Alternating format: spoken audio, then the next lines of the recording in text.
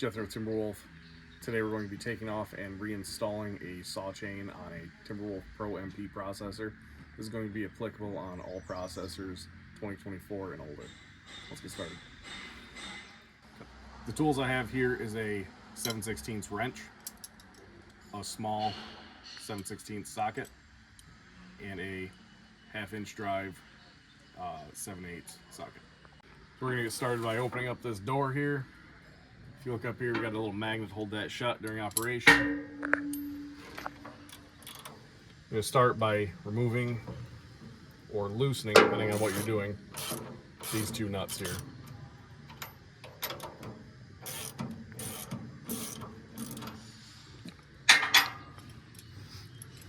Take your wrench, break these jam nuts free.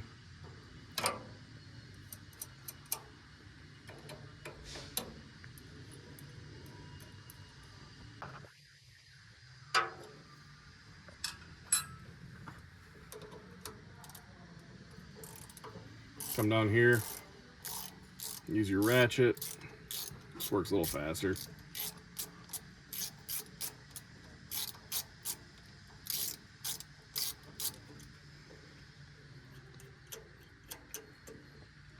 Now you're going to want to get this about a 1/2 inch, maybe 3/4 of an inch away.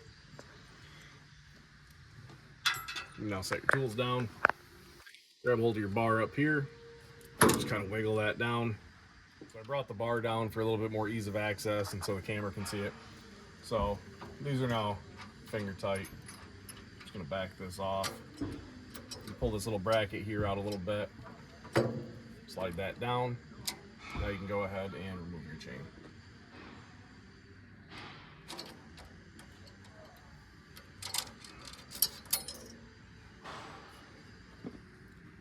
Set this right here for safekeeping. So to remove the saw bar itself, you can go ahead with the same process that I was doing. Moving these nuts here.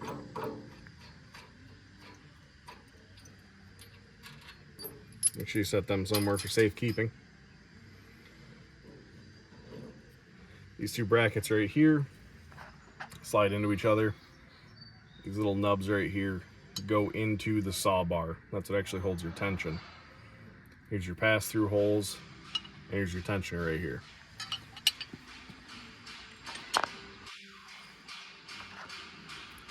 On your saw bar itself, whenever you change out your chain or your saw bar, you're going to want to check these holes right here. Make sure that they're clean and clear, free of debris. You can go ahead and remove your bar.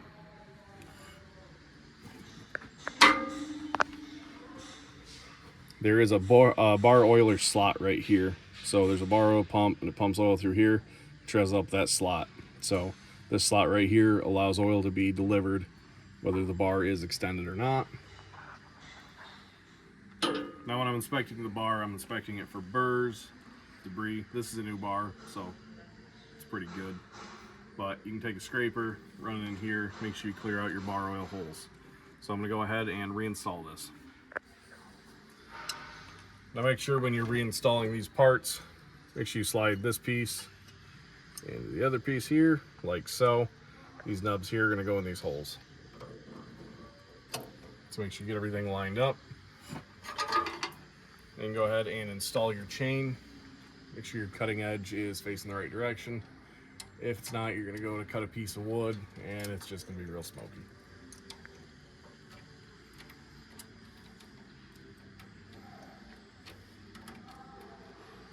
Get your chain lined up with the drive links here. Go ahead and give her a nice little hand tension.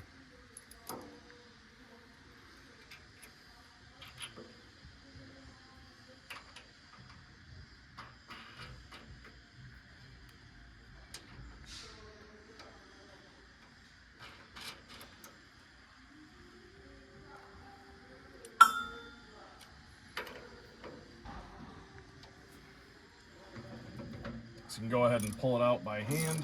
Get a little pressure on her.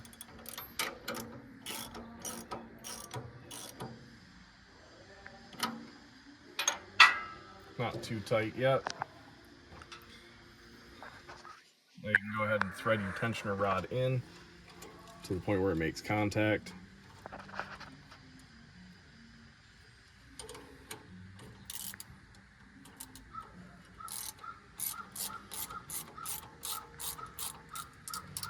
As I'm tensioning this, you can see this chain sucking up in. Make sure it goes into the guide slot.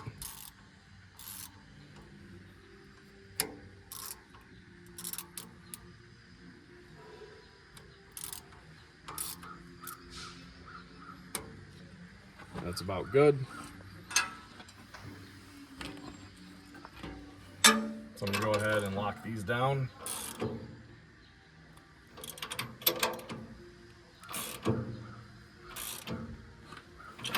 Nice and snug. After you lock those down, make sure you go ahead and recheck your tension. Reset your jam nuts.